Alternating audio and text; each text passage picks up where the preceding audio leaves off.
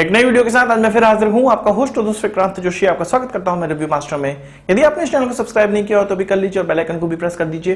यदि आप मुझे सोशल मीडिया फॉलो करना चाहते हैं, लिंक डिस्क्रिप्शन में मिल जाएगा और स्क्रीन पर भी मिल जाएगा।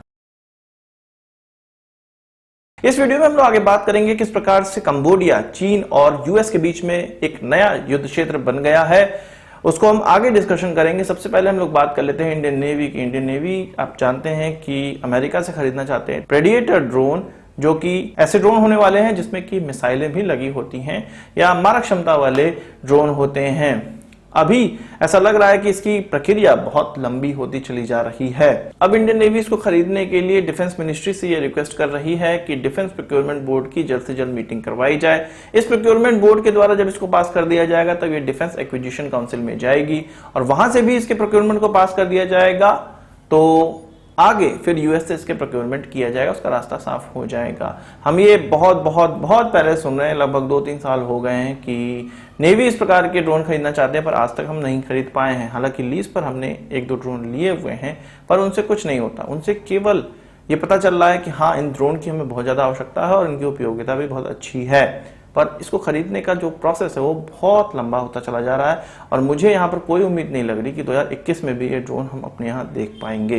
इस प्रकार के लंबे प्रोक्योरमेंट प्रोसेस से कई बार ऐसा होता है कि जिस हथियार को खरीदने की हमें जरूरत होती है उसकी उपयोगिता ही खत्म हो जाती है, उससे अब बेहतरीन हथियार आ जाते हैं और फिर उनको खरीदने का मन बनाया जाता है और उसमें भी फिर इतना समय लग जाता है कि उससे भी उन्नत हथियार आ जाते हैं और ये ही किस्सा क्रमशः चलता रहता है। इसीलिए भारत के पास उन्नत हथियारों की अभी कमी है। पर अब डिफेंस मिनिस्ट्री का यह कहना है कि 2 साल से भी कम समय में अब प्रोक्योरमेंट कर लिया जाएगा, जिसमें कि पहले 5 साल लगते थे, फिर 3.5 से 4 साल लगने लगे। अब ये कहा जा रहा है कि 2 साल के अंदर इन प्रोक्योरमेंट को खत्म करने का प्रयास किया जाएगा। इसके अलावा डिफेंस मिनिस्ट्री का यह भी कहना है कि 17,500 करोड़ रुपए प्राइवेट पार्टनर से खरीदने के लिए भारत ने रिजर्व करके रखे हैं या बांट के रखे हुए हैं। डिफेंस मिनिस्ट्री के सेक्रेटरी का यह कहना है कि आत्मनिर्भर भारत के तहत भारत के अंदर से जितने भी प्रोडक्ट खरीदे जाएंगे डिफेंस मिनिस्ट्री में, उसमें 25% का जो शेयर है या 25% जो हथियार है वो हम प्राइवेट पार्टनर से खरीदना चाहते हैं और ये लगभग 17,500 करोड़ रुपए होते हैं। इसलिए भारत की प्राइवेट कंपनियों को निराश नहीं होना चाहिए। भारत की प्राइवेट कंपनियों के लिए बहुत कुछ किया जा रहा है और लगभग 17,500 करोड़ रुपए उनके लिए रिजर्व रखे गए हैं कि इन्हीं से ये हथियार खरीदे जाएंगे। वहीं अगर प्रोक्योरमेंट की बात की जाए और लेटेस्ट प्रोक्योरमेंट की बात की जाए तो महिंद्रा टेलीफोनिक कंपनी एक है, उससे कुछ 350 करोड़ रुपए से ज्यादा के एक सौदे पे साइन हुआ है, एक डील हुई है जिसमें कि 11 एयरपोर्ट सर्विलांस रडार खरीदे जाएंगे। इंडियन नेवी और इंडियन एयरफोर्स के लिए रडार खरीदे जा रहे हैं। ये कहा जा रहा है कि इससे इंडियन नेवी और इंडियन एयरफोर्स को सर्विलांस करने में बहुत ज्यादा सहायता होने वाली है।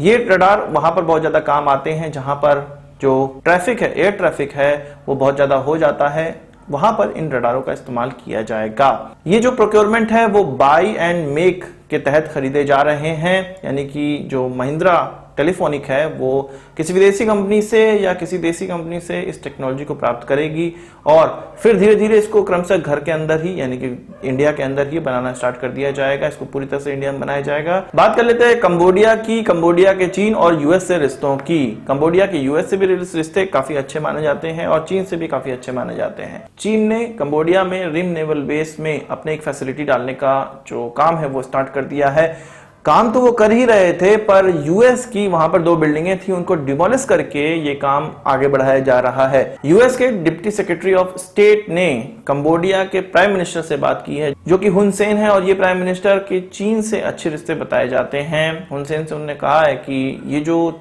चल रहा है वो बहुत गलत हो रहा है। जो अमेरिकन बिल्डिंगों को तोड़ा गया है, अमेरिकन फंडेड बिल्डिंगों को तोड़ा गया है, उसकी कोई भी इंटीमेशन नहीं दी गई थी, कोई भी परमिशन नहीं ली गई थी और जो चीन के साथ कंबोडिया कर रहा है, चीन की जो फैसिलिटी बनाने दे रहा है वो बहुत गलत है। चीन का जो रिकॉर्ड है वो बहुत अच्छा नहीं है इस प्रकार की कंट्रियों के लिए। उनका ये भी कहना था कि प्राइम मिनिस्टर से ये भी कन्वे कर दिया गया है कि चीन से रिश्ते कंबोडिया के लोगों के लिए अच्छे नहीं होने वाले हैं। वहीं चीन ने यह कहा है कि कंबोडिया से चीन के बहुत पुराने रिश्ते हैं और चीन और कंबोडिया के बीच में जो रिश्ते हैं वो इस क्षेत्र में शांति बहाल के लिए बहुत आवश्यक हैं और इस रिश्तों से ही इस क्षेत्र में शांति बहाल हो रही है। यानी कि नेवल बेस के लिए यूएस और चीन के बीच में यहाँ पर एक क्षेत्र में नया युद्ध जारी हो चुका है। साउथ चाइना सी में तो युद्ध चल ही रहा था, अब ये जो गल्फ ऑफ थाईलैंड कहा जाता है एक तरह से इसको, यहाँ पर भी इस प्रकार की जो लड़ाइयां हैं वो स्टार्ट हो रही हैं।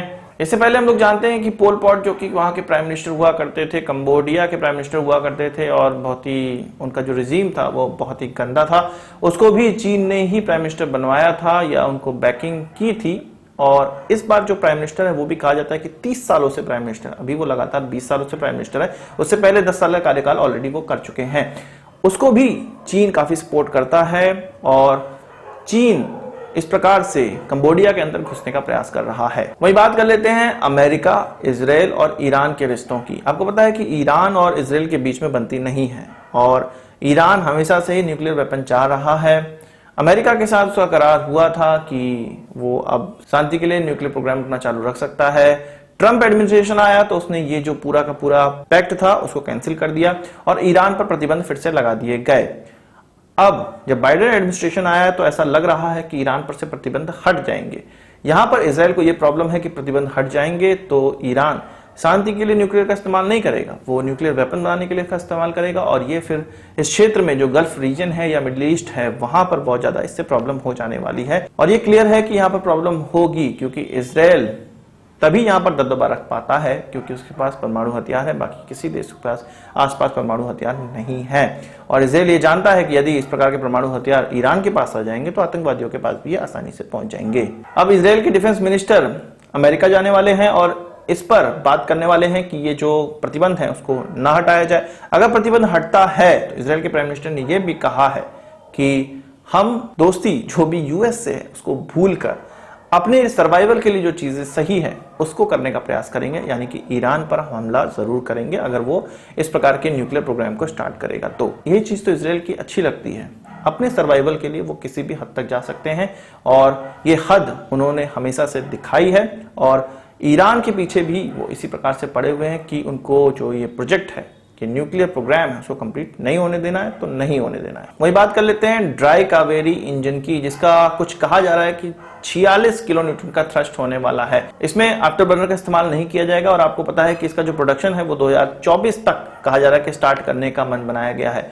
जो GTRE है उसने HAL के साथ अब सहयोग करने का मन बना लिया है और HAL की कोरापुट फैसिलिटी में इसका निर्माण किया जाएगा। आपको पता है कि ये हमारे stealth bomber, unmanned stealth bomber के लिए एक इंजन बनने वाला है। इसके अलावा GTRE इसके 4 प्रोटोटाइप तैयार कर चुका है और इनका प्री प्रोडक्शन किया जा रहा है, यानी कि प्रोडक्शन में जाने से पहले इन इंजन्स को चेक करके देखा जाएगा और तब जाके इनको प्रोडक्शन में डाला जाएगा। उसकी तैयारी की जा चुकी है और उस पर काम भी स्टार्ट हो गया है।